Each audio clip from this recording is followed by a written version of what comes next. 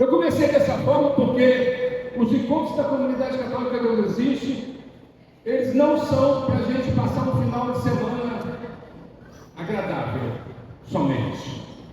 Que seja agradável para você, mas agradável mergulharmos na verdade. Porque muita gente, hoje em dia, costuma confundir encontro com a agradabilidade. Tem que ser agradável. Eu me lembro, nós estamos fazendo 26 anos de comunidade onde existe fundação. Eu me lembro que o nosso primeiro encontro, que acabou gerando essa comunidade, foi numa fazenda, onde eu, quero me apresentar, meu nome é Elton, para quem nunca veio, eu sou Elton, eu sou fundador dessa comunidade. Então eu sei muito bem da minha história. Eu era empresário, tinha uma casa de peças de caminhão, estava progredindo bem, mas eu sempre, quando fechava a loja, eu ia para o grupo de oração, eu ia para as reuniões da igreja. Então, as pessoas me conheciam como o Elton, que vendia peça, mas também o Elton, que trabalhava muito na igreja. E o balcão da minha loja, eu não sabia mais o que era. Se era um balcão de atendimento, de pessoas que estavam precisando muito de aconselhamento, ou se a pessoa chegava para comprar um tambor de freio de caminhão. Eu falava assim: o que você deseja? Um kit de embreagem? Não, eu quero conversar com você. Ela não queria, eu estava doido para vender um kit de embreagem, tinha um dinheiro de boleto para pagar, mas ela queria conversar. E aí então eu fui percebendo que aquele balcão, ele estava se tornando um pretexto para as pessoas me acharem ali. Foi aí então que eu percebi que não estava dando mais para conciliar essa vida. E aí eu tive que tomar uma decisão. E a decisão não era fácil. Mas Deus providencia tudo. Foi quando o meu sócio falou assim comigo: Elton, você quer vender a sua parte? E aí então eu falei: é de Deus. Mas aquele medo de perder continuava, né?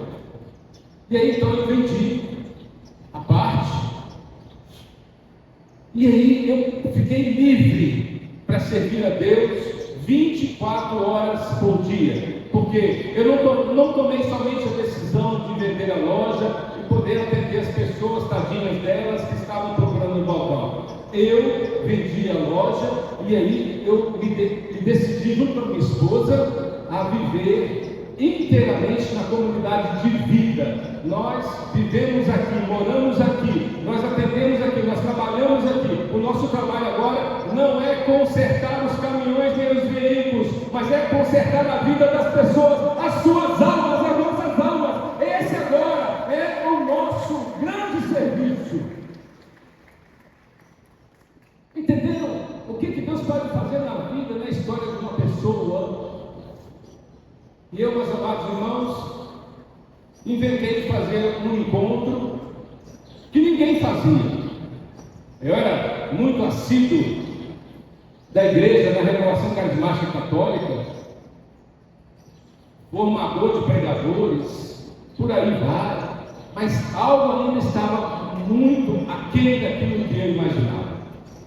Foi então que eu juntei um grupo. Então eu estou dentro do grupo dos rebeldes. No meio da Renovação Carismática eu inventei uma outra coisa. Então eu era o rebelde, né? Aquela fase da RCC, aqui cabe uma crítica à RCC. Aquela fase da Renovação Carismática Católica, que para fazer alguns encontros, para pregar, né, para rezar, precisava de um certificado, de um currículo. Mas o nosso currículo, meus amados irmãos, é o batismo no Espírito Santo. E aí, quando eu juntei essas pessoas, eu falei assim: vamos fazer encontros diferentes? Vamos fazer um acampamento. Porque eu ouvia falar de acampamento lá na Canção Nova, mas estava tão longe da nossa realidade. E nós achamos uma fazenda em Belo Oriente. Tem alguém de Belo Oriente aqui? Oh, glória a Deus, amém, seja bem-vindo. Achamos uma fazenda lá em Belo Oriente. Antes de chegar em Belo Oriente, depois da Semibra ali, uma fazenda direita. Um senhor, conversamos com ele, e ele, não, eu ajeito aqui para você. Ele ficou muito feliz, ele estava sozinho na fazenda, ele pegou a máquina dele, tinha um paiol de terra batida, cheio de carrapato. Nós talvez não ganhamos dinheiro naquele encontro, tivemos prejuízo, mas nós ganhamos muito carrapato. E aí, ele limpou e ele usou o caminhãozinho dele, que era uma 608, como palco. Nós ficamos em cima do palco. Esse povo aqui é tão privilegiado, nós somos tão privilegiados, que nós temos aqui, olha, câmera de filmagem. Essa pregação vai chegar até outras pessoas daqui a pouco. Nós temos um palco, nós temos um climatizador. Gente, o meu primeiro encontro para fundar essa comunidade, ele foi fundado numa terra batida. Foi fundado numa terra batida, mas sobre essa terra batida estava a rocha, que é a pedra angular, que é o nosso Senhor Jesus Cristo. Meus amados irmãos, então é por isso que essa comunidade, ela dura até hoje. Amém? Eu quero um aplauso para a minha comunidade agora. Agora eu quero. É para a minha comunidade, não para mim. Aqui vocês agora têm mais ou menos uns 35 banheiros. Sabe quantos banheiros tinham nesse ponto? 1,5. Um era para os encontristas, e meio era para as pessoas da cozinha. Lá não tinha alojamento, era só barraca. Quem pregou conosco foi o pessoal da Toca de Assis. Eles vieram com toda alegria. Estava lançando o primeiro CD deles. Gente, chegou um ônibus lá em Belo Oriente, que eu não sei como, não existia WhatsApp, porque foi há 26 anos atrás. Eu não sei como que o povo de Itabira e João Levade ficou sabendo, mas chegou um ônibus lá, lotado, estacionaram na frente da porteira da fazenda e falaram assim: é aqui que vai ser o acampamento? Hoje, pessoal, desce aí, uhul! Desce aí. Eles desceram com garrafas de vodka, garrafas de bacardi, de cachaça. É o acampamento. Eu falei: meu Deus do céu, o que eu vou fazer com esse povo? Elton, está chegando uma turma doidona aí, o que eu faço com eles? Manda vir. Gente, eles chegaram com tanta má intenção, que sabe aquelas baldes azuis de plástico, tonel assim, eles foram jogando fora, porque nós tivemos um momento de renúncia, um momento de batismo no Espírito Santo, um momento de renúncia tão forte. Eu disse assim antes: vai lá na sua barraca e vista a sua melhor roupa. Tinha algumas pessoas que colocavam uma roupa clarinha, uma roupa branca, né? E lá estava um sol danado, um chão batido. Aí nós começamos a rezar, junto com as músicas da Toca de Assis, e eles começaram a repousar. Eles iam caindo na poeira e ela levantou. Né? Gente, foi um batismo, ninguém ligava para a roupa, ninguém ligava para nada, todo mundo sujo. E aquelas pessoas que foram lá para se embebedar das cachaças, do bacardi, que foram se embebedar da vodka, saíram de lá bêbados do Espírito Santo de Deus, assim como Deus quer fazer com você e quer fazer comigo nesse casal de hoje. Eis aqui um pouquinho da minha história. Eu poderia deixar isso de lado, eu poderia deixar de celebrar, eu poderia deixar de celebrar os 26 anos, os 27 do ano que vem, os 28, se Deus permitir. Não posso deixar de celebrar. Para nós, todo ano é um tempo de festa, porque isso aqui é vontade de Deus, e a sua vida também é vontade de Deus. Fala para quem está ao seu lado: você é vontade de Deus, você é escolhido por Deus. Amém. Pega comigo em Lucas capítulo 19, versículo 1. Lucas capítulo 19,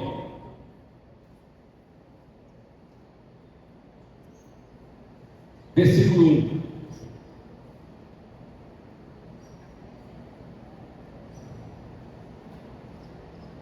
Vocês estão numa batalha. O soldado vai para a batalha armado.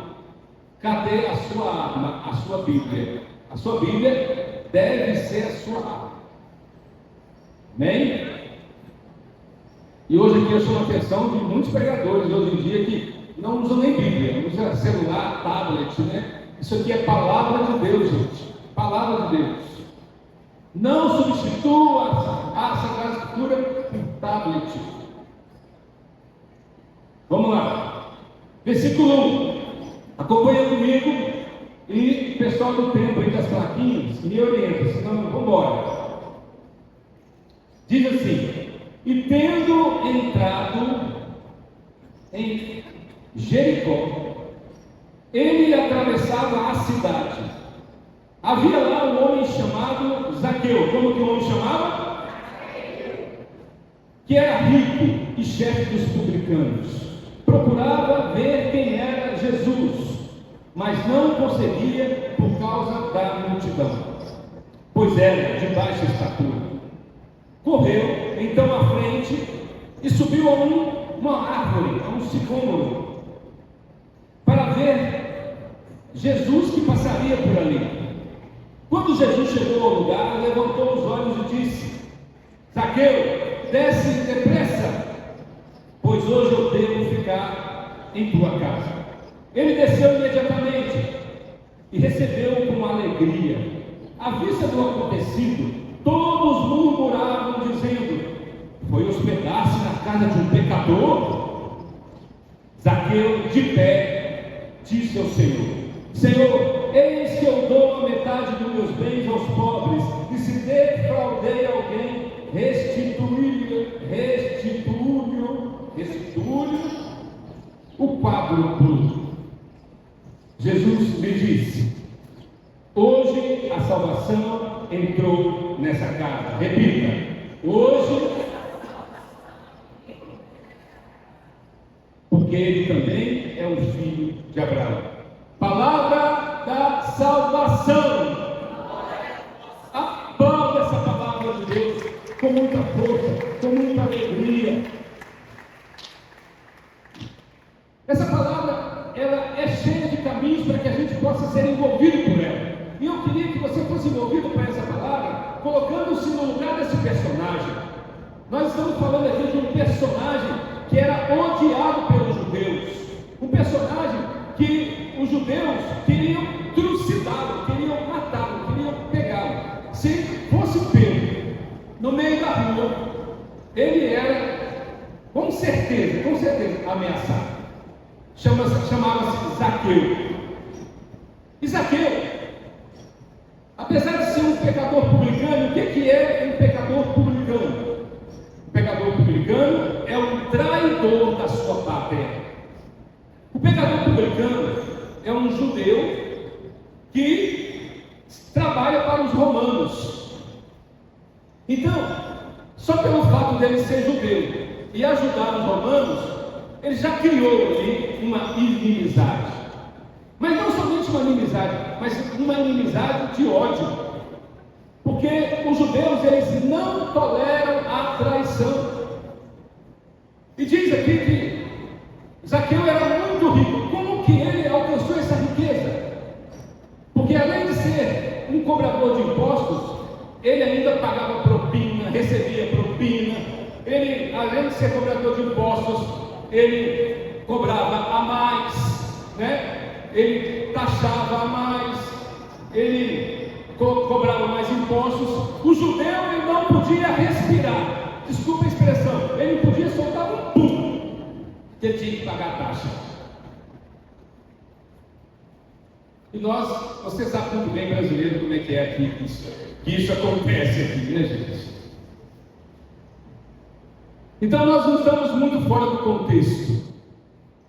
Mas Zaqueu, ele estava cobrando, além dos impostos que os romanos cobravam, ele cobrava a mais. Isso criou uma inimizade muito grande. Os judeus não gostavam de Zaqueu por causa das taxas, da exploração que ele exercia sobre as pessoas. Então ele ficou muito, mas muito rico. E os judeus não gostavam de pagar, porque os judeus eram trabalhadores. Gente, quem for um dia, se você tiver a condição de ir para Israel, vai perceber que Israel é um país muito desenvolvido. Aliás, os Estados Unidos compram tecnologia de Israel. Você vai perceber que lá no deserto já tem florestas iniciadas, porque eles levaram a tecnologia, através da tecnologia, levaram para os desertos florestas, árvores, plantações, comida. O povo de Israel, o povo judeu, é muito inteligente e muito próspero. Então, eles não gostavam de pagar muitas não, nenhuma taxa, nenhum imposto, porque eles eram autossuficientes, eles trabalhavam para isso, e aí diziam assim: como que nós que produzimos tudo isso, fizemos tudo isso, vamos ter que pagar por aquilo que nós criamos? Então, aí está, gente, toda a raiva, toda a rixa com Zaqueu. Zaqueu era um publicano, ou seja, um pecador público. Repita comigo: Zaqueu era um publicano, um pecador público, traidor de sua pátria. Pergunta ao seu lado: você entendeu até agora isso? Entendeu? Então vamos ao contexto, vamos desenvolver. Mas é importante que você entenda sobre isso, para você entender que na Sagrada Escritura ela não está falando somente de um pecadorzinho que foi ali com os pecados veniais e aí ele resolveu se confessar, dar uma confessadinha, como a gente faz de vez em quando. Eu vou dar uma confessadinha. Não, a gente não dá uma confessadinha, a gente se confessa para poder ficar mais íntimo de Deus. E aquele Zaqueu, ele expôs, ele revelou quem ele era. Zaqueu, sendo de baixa estatura, diz a palavra de Deus, ele estava querendo ver quem era Jesus. Com certeza ele ouviu falar que Jesus, que estava sendo seguido por uma multidão, que estava saindo, passando para ir para Jerusalém, passando em Jericó. Ele então falou assim: eu quero ver quem é esse cara, eu quero ver quem é Jesus, porque eu não aguento mais tanta perseguição, eu não aguento mais me esconder, eu não aguento mais atenção lá dentro da minha casa. Na minha casa ninguém, até dentro da minha casa ninguém gosta de mim, então eu não aguento mais, eu quero ver quem é esse Jesus. E diz a palavra: Zaqueu queria ver quem era Jesus. Zaqueu, ele tinha um problema, que ele era de baixa estatura. Então aqui nós estamos diante de uma cena pitoresca, por não dizer engraçada, né? Eu acho que nós, se estivéssemos lá, naquela época, ou se assistíssemos um filme de Zaqueu, nós daríamos algumas gargalhadas. E então Zaqueu, ele subiu em cima de uma árvore, e a árvore chamava sicômoro. Repita comigo: sicômoro. E aqui está um ponto interessante. O sicômoro, ele pode crescer até 20 metros de altura. Olha para aquele prédio ali. Ali tem 3 andares, mais um terraço, dá mais ou menos 11 metros de altura. Gente, o sicômoro, ele pode crescer o dobro daquele prédio. E diz a palavra que Zaqueu, ele era de baixa estatura. Por que Zaqueu, sendo de baixa estatura, ele, olhando para várias árvores, ele podia escolher uma figueira, uma amoreira? Por que ele escolheu um sicômoro? Aqui aponta um transtorno de Zaqueu. Zaqueu tinha um trauma por causa da sua baixa estatura. E aquelas pessoas que têm trauma por causa de algo que ele é, que ele possui, ele vai procurar então vencer os seus limites, a sua fragilidade, os seus traumas, com algo que possa corresponder àquilo que ele não é. Então ele era baixo, eu vou procurar uma árvore alta. Entende? Eu tenho muito dinheiro, mas eu sou baixinho, mas eu posso responder assim para as pessoas: eu tenho dinheiro, você não tem. Eu tenho aquele carro, você não tem. Então Zaqueu, ele era de baixa estatura, não somente no tamanho, mas também no seu caráter. Zaqueu não era somente de baixo, somente na sua porte físico, mas também na sua compreensão de valores. Por isso que ele poderia escolher uma amoreira, uma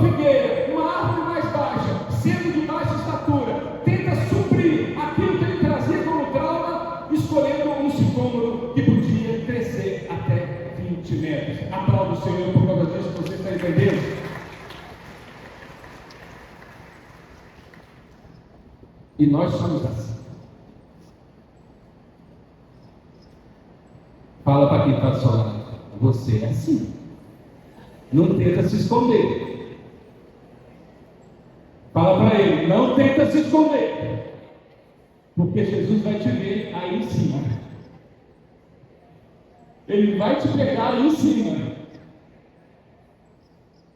Compreende? Veja que interessante esse texto. Como eu disse para vocês, esse texto traz muito de nós. E aí Zaqueu então sobe lá no sicômoro, que pode crescer até 20 metros. Quantos metros um sicômoro pode crescer? 20 metros. Qual que era a altura de Zaqueu? Ninguém sabe, mas ele é baixinho. Então, um baixinho que tentava suprir o seu trauma com uma árvore alta. Nós somos assim. Às vezes nós queremos suprir as nossas dificuldades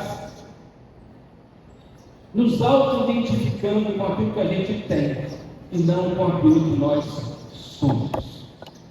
Preste bem atenção na sua vida. Se você às vezes não faz isso com as pessoas, tentando humilhar, tentando te colocar por cima. E aqui eu estou falando de cura, de autoconhecimento, através do Evangelho. Do Evangelho. E não de terapia. O Evangelho hoje é a nossa terapia. Zaqueu então sobe no sicômoro, e aí lá de cima, Jesus passando, e porque a multidão atrapalhava ele, porque ele era de baixa estatura, e a multidão atrapalhava Zaqueu porque ele não conseguia ver a multidão. Outro ponto desse Evangelho: a multidão sempre atrapalha. Nós às vezes não conseguimos ter uma opinião própria, porque nós temos a opinião da multidão. Basta você lembrar lá do Evangelho de São Lucas, capítulo 4, aonde aquele homem chamado Bartimeu, saindo um pouquinho de Zaqueu, presta bem atenção. Bartimeu, ele estava entrando, estava na beira de Jericó, daquela porta, e aquela multidão estava acompanhando Jesus, e ao acompanhar Jesus, Bartimeu, que era cego, Bartimeu então sendo cego, ele apurou outros sentidos, ele começou então a perceber que porque era cego, ele apurou o seu olfato, os seus ouvidos, o seu sentido de toque. Então, ele estava muitos anos ali na beira da estrada, e ele percebeu, está chegando um povo diferente, são muitos passos. Um cego, gente, quando fica cego muito tempo, ele sabe, através do cheiro, dos passos, até o que está acontecendo. E Bartimeu é esse. Bartimeu é esse, eu sou lá em Bartimeu. Bartimeu, então, ele começou a perceber que um povo diferente estava se aproximando. E pensou assim, opa, agora eu vou ganhar muita esmola. Mas ele percebeu ao mesmo tempo que o povo que estava aproximando também estava atrás de esmola. Também era um povo pobre, também era um povo que estava atrás de Jesus, atrás daquele que multiplicou os pães e daquele que também que proclamava a palavra, que era Jesus Cristo. Quando ele aproximou de Bartimeu, Bartimeu então gritou, Jesus, filho de Davi. E o que diz a palavra? A multidão disse para Bartimeu, não incomode o mestre. A multidão sempre atrapalha. Muitas vezes atrapalha. Por isso que Zaqueu estava no sicômoro, porque a multidão não permitia que ele visse Jesus. Veja como a multidão muitas vezes pode nos atrapalhar. Nós que fazemos discussões, e façam mesmo, nós que queríamos ver isso aqui lotado, e eu queria muito ver lotado, nós que gostamos de ver multidão, nós que vamos para a igreja e queremos ver a igreja lotada, queiramos e insista em encher mais a igreja. Sim, isso é bom, mas uma vez lá dentro, uma vez aqui, uma vez buscando Jesus, ele quer te separar da multidão. E olha o que aconteceu com Zaqueu. A multidão atrapalhava Zaqueu, assim como atrapalhou Bartimeu, assim como vários textos da Sagrada Escritura, a multidão atrapalhava. Jesus, ele quer passar um momento a sós com você. Fala para quem está ao seu lado. Jesus quer te tirar da multidão.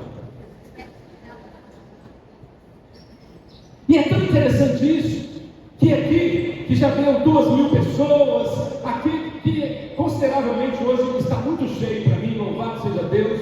Você está ouvindo da minha boca, das minhas palavras, vocês estão ouvindo uma forma de entender, mas do seu lado tem uma outra pessoa ouvindo com um entendimento totalmente diferente.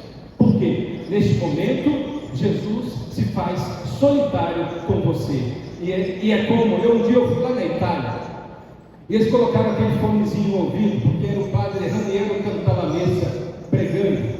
Pregador do Papa, Raniero cantava a missa. Ele estava lá, né, gente? É simples, o pregador do Papa, Raniero cantava a missa. E eu estava lá, e tinha vários outros fundadores de outros países. Então eles colocaram em nós um fone para que nós ouvíssemos a interpretação simultânea daquilo que Raniero, que é italiano, é um frade cappuccino, estava pregando.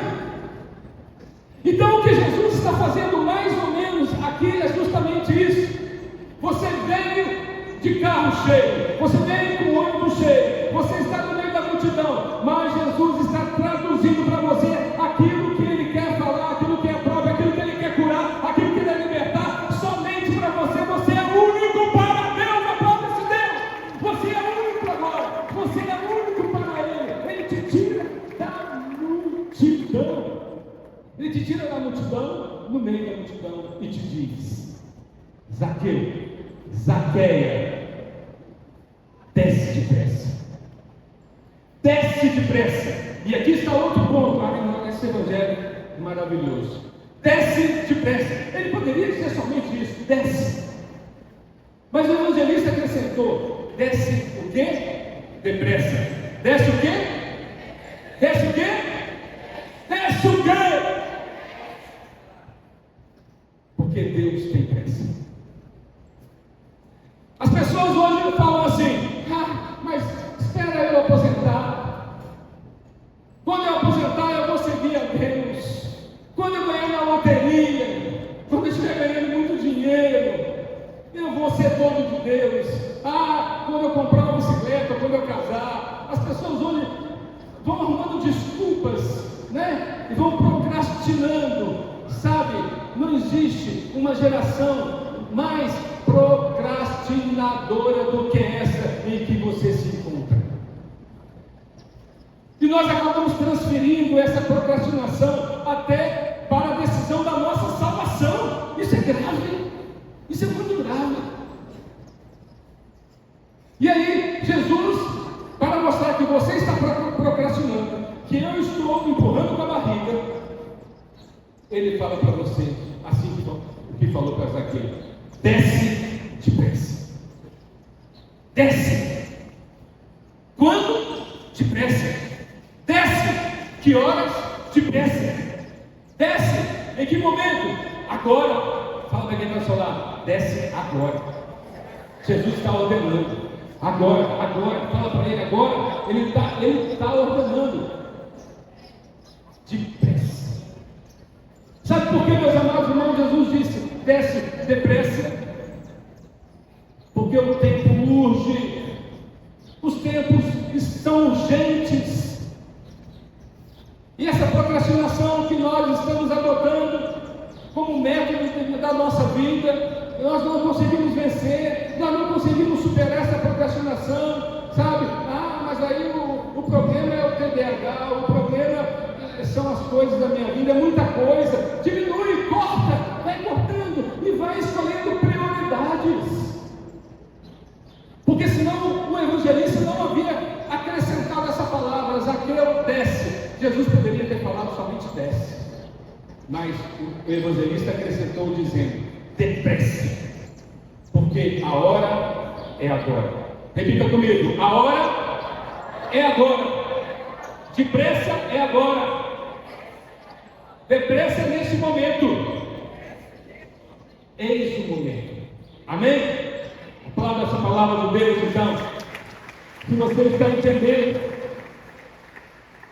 Então, são vários pontos que esse evangelho nos enriquece, tira da multidão, porque Jesus aqui quer te tirar da multidão e te dar uma compreensão somente para você. Desce depressa. E aí continua, Jesus disse para Zaqueu: hoje eu devo ficar em sua casa. Responde para mim: Deus deve alguma coisa para você? Sim ou não? E o evangelista ele coloca mais um verbo aqui, o verbo dever.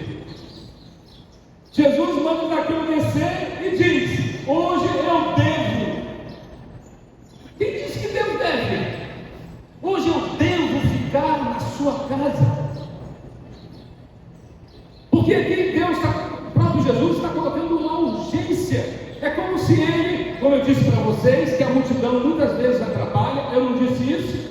É como se Jesus dissesse assim: olha, essa multidão que está me acompanhando, né, desde lá da Felícia até Jericó, eles que estão me acompanhando, eles estão atrás de milagres, eles estão atrás de multiplicação dos pães.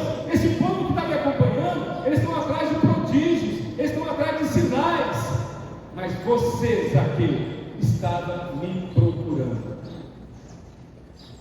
A multidão, queridos e amados irmãos, jovens, famílias, adultos, a multidão nem sempre entende o que é a exigência de uma vida em Deus.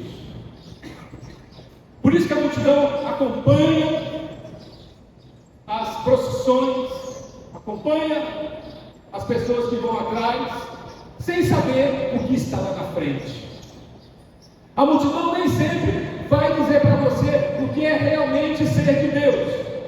E aqui Zaqueu, um pecador publicano, se esforçou para subir num sicômoro, numa árvore, e ele disse: desce, Zaqueu, depressa, porque hoje eu devo entrar na sua casa. Jesus, ele percebeu todo o esforço de Zaqueu, por isso ele disse: é na sua casa que eu vou ficar. E o que a multidão então deve ter falado naquela hora? O quê? Mas olha só, Jesus, nós estamos acompanhando até agora. O padre veio aqui lá da Paraíba, olha só, não atendeu a minha confissão. E a pessoa não quer nem confessar. A pessoa, ela quer contar a história dela. Ó padre, quando eu nasci no ventre da minha mãe, aí a minha mãe, aí quando, no segundo dia, e quer conversar com o padre uma vida inteira de 50 anos. Não dá. Quando a gente quer estar com Jesus, nós temos que chegar para Jesus e falar assim: ó Senhor, eu sou um safado sem vergonha, e eu quero me converter, me perdoa, o Senhor é o meu Senhor daqui para frente, amém. Se Ele for o seu Senhor, aplauda esse Deus bem forte. É assim que a gente deve fazer. E a multidão estava seguindo Jesus, sem compreender quem era Jesus. Zaqueu queria ver Jesus, porque ele não se aguentava mais, ele não se suportava mais. Assim como as pessoas não suportavam Zaqueu, a família não suportava Zaqueu, Zaqueu também não se suportava mais. Esse é o Zaqueu. Desce depressa. E todos começaram a murmurar contra Jesus: olha, ele vai hospedar na casa de um publicano, na casa de um pecador. Acorda quem está ao seu lado, cutuca ele e fala assim: ô pecador, aonde abunda o pecado? Fala para ele: superabunda o amor de Deus. Aonde abunda o pecado, superabunda o amor de Deus. E é na sua casa que Jesus quer entrar. Abre a porta para ele. Aí que está o problema. Aí que está o grande problema, gente. Porque a frase em que Jesus disse para Zaqueu, porque Zaqueu desceu depressa e foi acompanhando Jesus. Onde é que você mora? Zaqueu meio envergonhado, né? Ele não queria falar. Qual que é a sua casa? É aquele paláciozinho ali. Zaqueu morava num palácio. E ele ficou com vergonha diante de Jesus para mostrar que ele morava num palácio, porque ele era o homem mais rico daquela região. E Zaqueu, então, que achava que tinha tudo, percebeu que não tinha nada.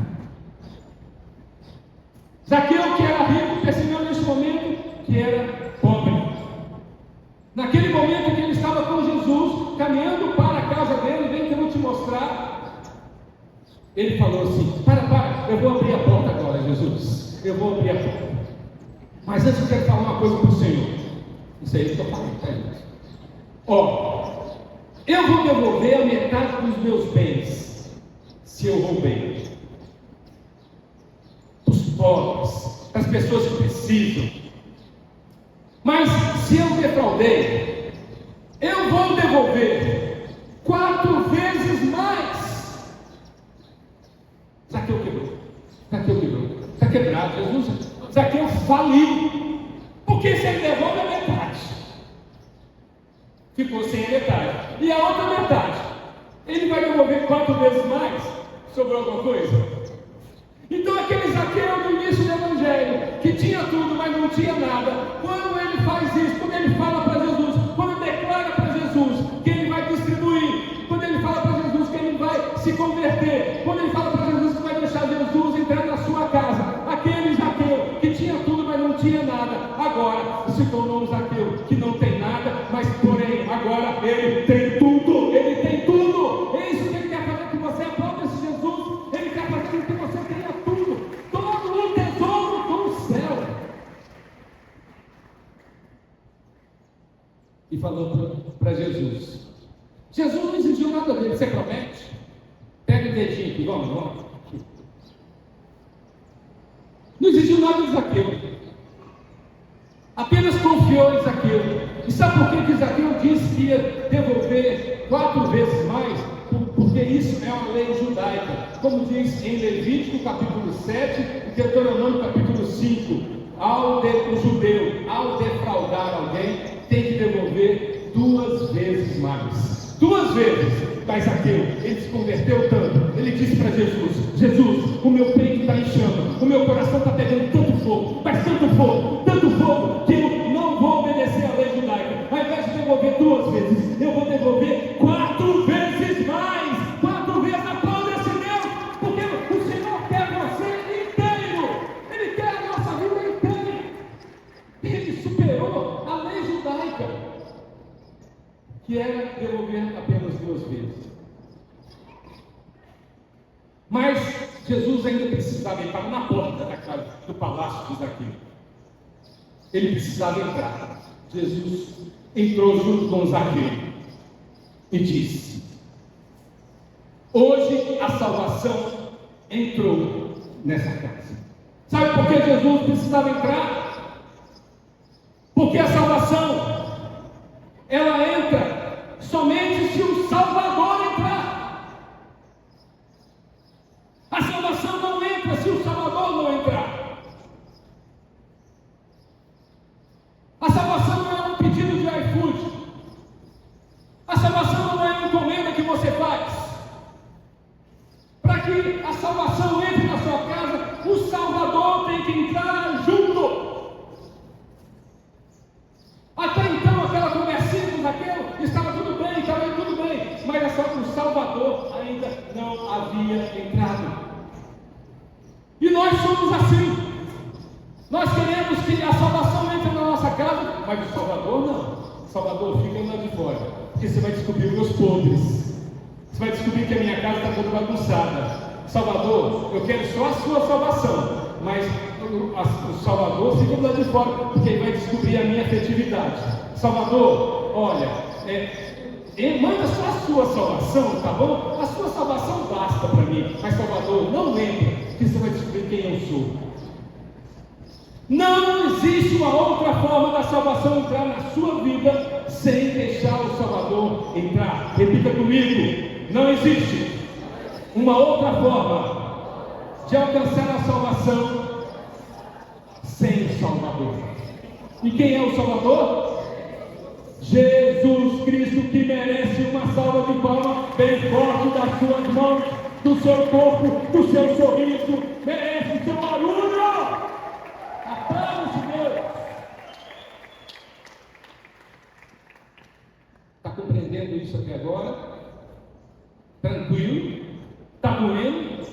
Porque se você sair daqui essa pregação assim, nossa, foi tão gostoso, foi tão harmonioso, eu vou sair daqui decepcionado.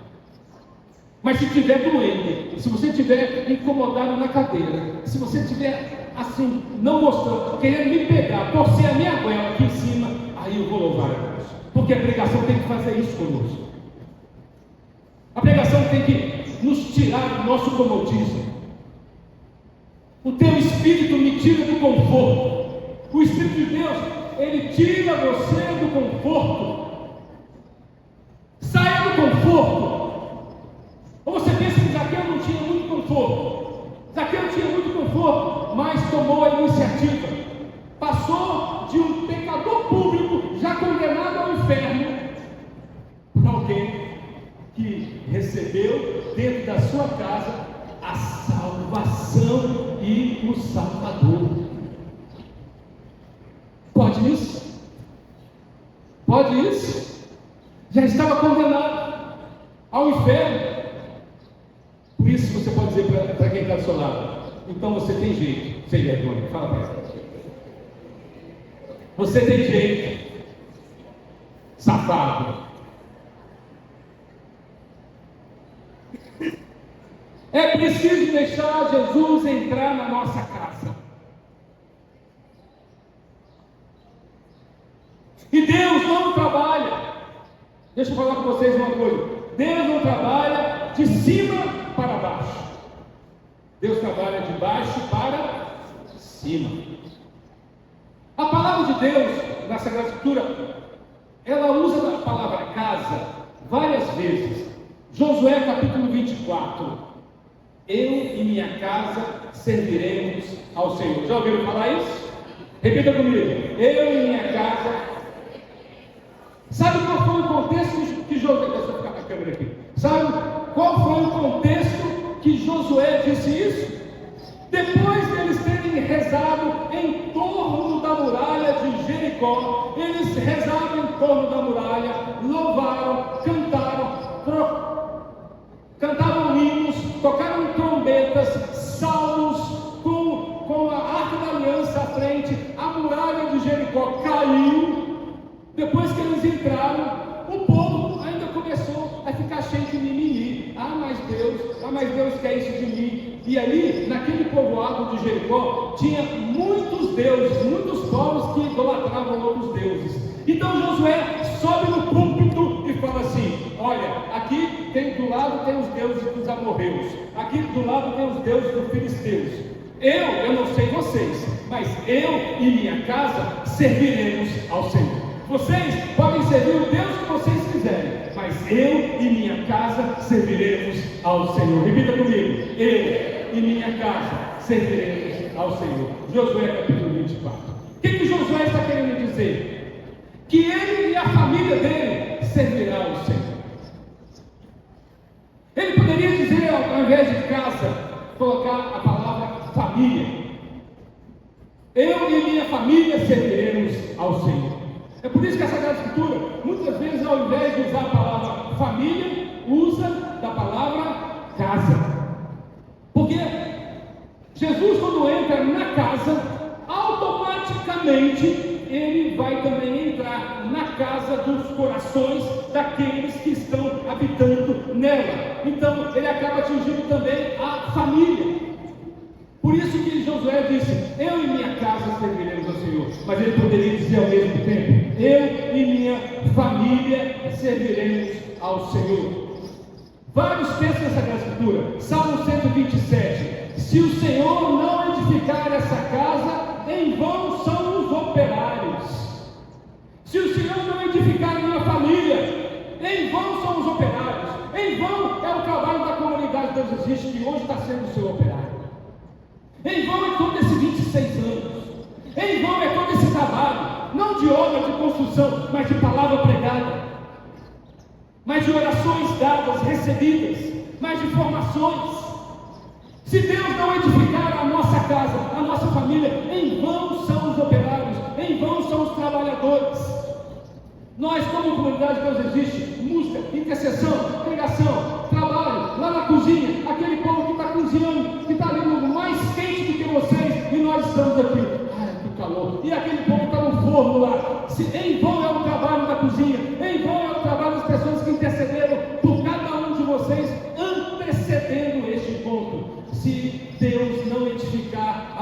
família, a nossa casa. Em vão é o trabalho desses trabalhadores. Amém?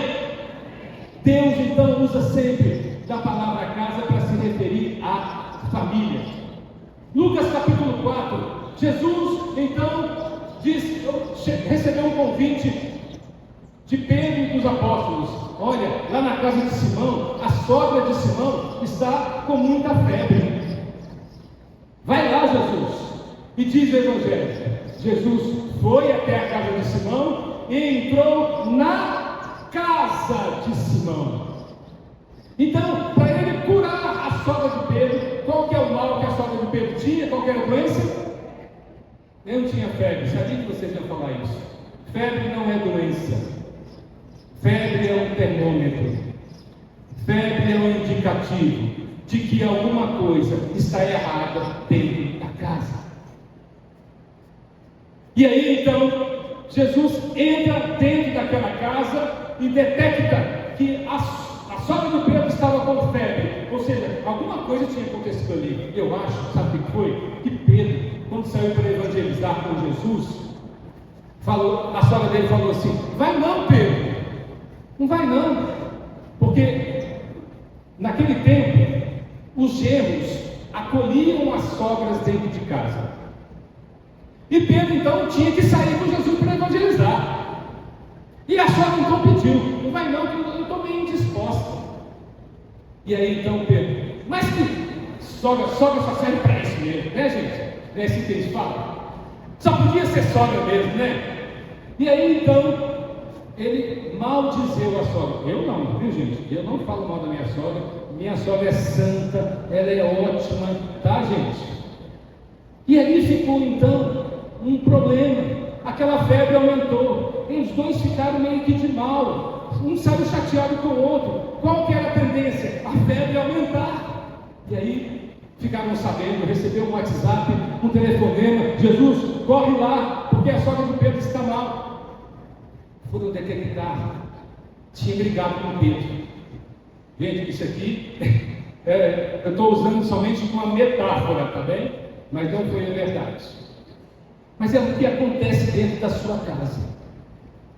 E às vezes as febres, as doenças, até mesmo a falta de ar, tumores, acontecem por falta de perdão, desavença, silêncio, brigas.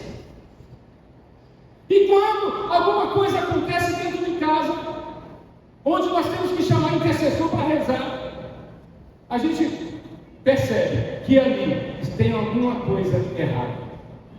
Que nem sempre é uma imposição de mão, que nem sempre é água benta, é apenas uma chacoalhada e fala assim: acorda, perdoa, porque quem perdoa ganha, quem perdoa é vitorioso, perdoa, porque quem perdoa é mais feliz, e quem perdoa livra o seu coração de doenças e males. E a gente precisa, e tem muita família hoje sofrendo por causa dessas coisas. E quantas febres estão acontecendo por aí? Quantas febres estão mostrando: olha, alguma coisa está dando errada, vai morrer, olha, vai separar, aquela família não vai aguentar muito tempo, e a gente não toma nenhuma atitude. Então, eu dei um exemplo para vocês de Josué capítulo 24, de Lucas 4, eu dei um exemplo para vocês do Salmo 127, eu e minha casa serviremos, em vão são o trabalho dos trabalhadores. Jesus entrou dentro da casa, para qual finalidade? Ele entra dentro da casa para fazer uma reforma. E aí que está o grande problema. Nem sempre a gente aceita que Jesus entra dentro da nossa casa, porque nós sabemos que se ele entrar, ele vai fazer uma bagunça tremenda na nossa casa, porque ele precisa fazer uma reforma. Porque casa só se mantém de pé por cima de uma estrutura.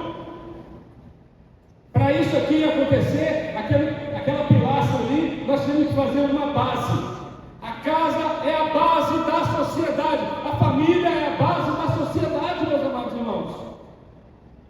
Se a base estiver areenta, se a base estiver fraca, a a família vai desmoronar. E Jesus queria entrar na casa de Zaqueu, assim como entrou na casa de Josué, assim como entrou na casa de Pedro, para fazer uma reforma. E reforma é chato, fala a verdade. Reforma é chato, né, gente? A gente tem que sair de casa, começa a descascar, é uma poeira danada, joga lençol em cima dos móveis, e o pedreiro fala assim, ó, eu termino com 15 dias, mas demora 2 meses, e a gente, ou não é chato uma reforma? Sim ou não? É melhor construir do que fazer uma reforma. E por que nós sabemos que é chato? Porque nós sabemos que é custoso, porque nós sabemos que dá trabalho, nós nem sempre deixamos Jesus entrar na casa do coração. Porque eu sei, você sabe que se ele entrar na sua casa, ele vai fazer uma reforma. E essa reforma ele quer fazer na sua vida. Aplauda Jesus, ele quer fazer no seu coração.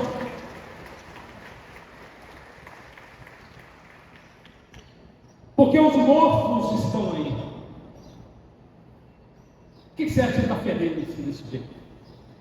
Cheio de bicho. Está tudo mofado. Tem que descascar. Revirar as gavetas. Quando Jesus entra, ele faz isso. Descasca. Revira as gavetas. Tem acontecido isso muito em nossas vidas. E nós impedimos Jesus para não tocar em certas áreas, porque eu sei que ali ele vai encontrar muita coisa errada. Muita coisa errada. Muitas famílias estão sendo destruídas hoje, porque deixaram penetrar, deram brechas à pornografia dentro de casa. Em 1940, iniciou-se um movimento chamado Movimento Queer. O que significa queer? Popularmente falando, é o movimento dos diferentes, dos esquisitos. E esse movimento queer, ele foi, mudando de expressão, foi mudando de nome, né? Somente para ser mais aceito. Hoje os woke estão por aí, né?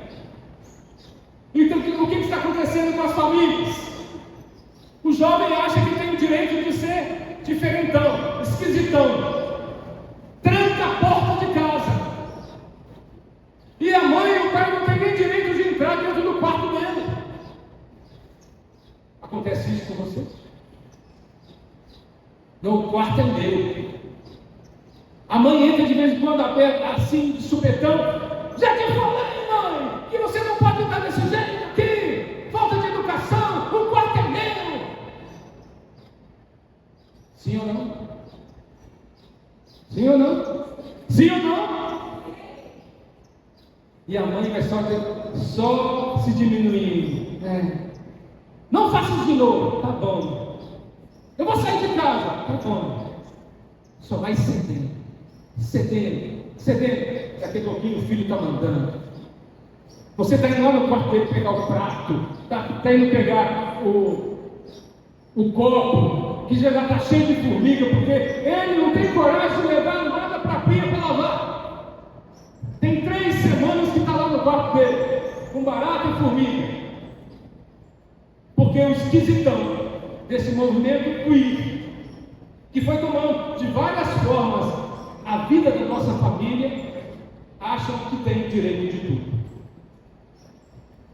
Caríssimos irmãos, nós precisamos tomar uma atitude, principalmente na minha condição de pai. Pais,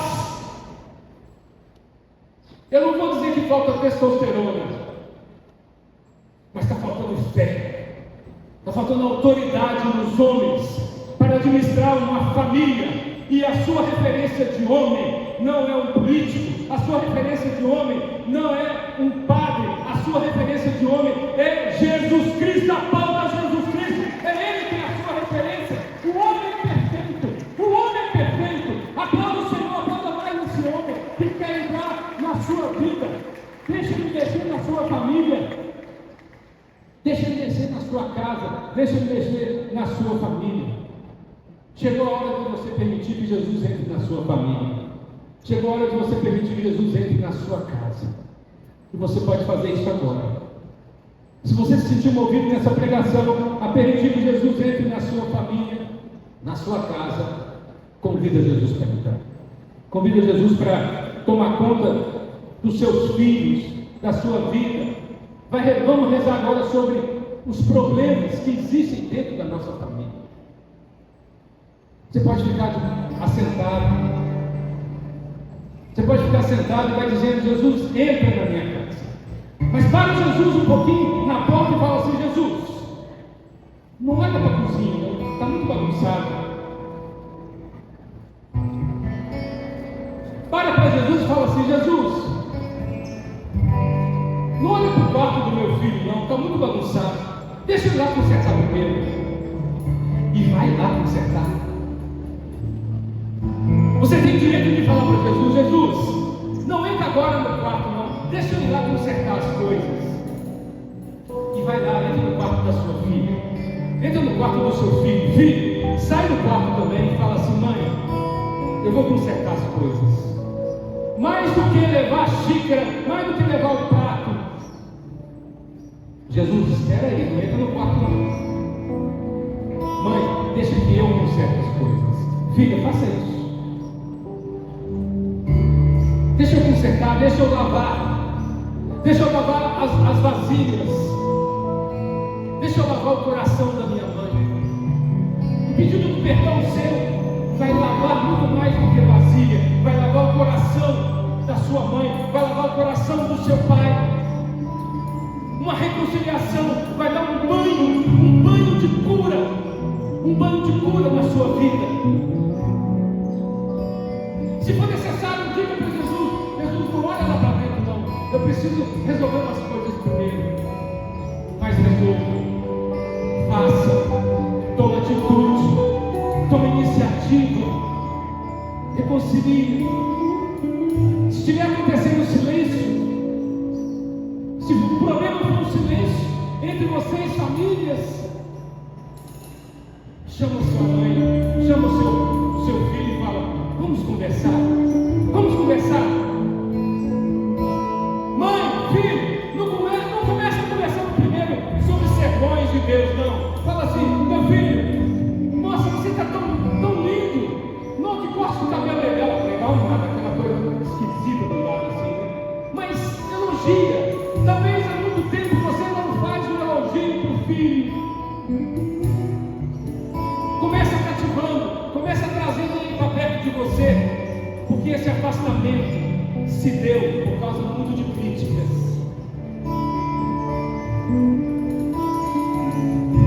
Começa cativando.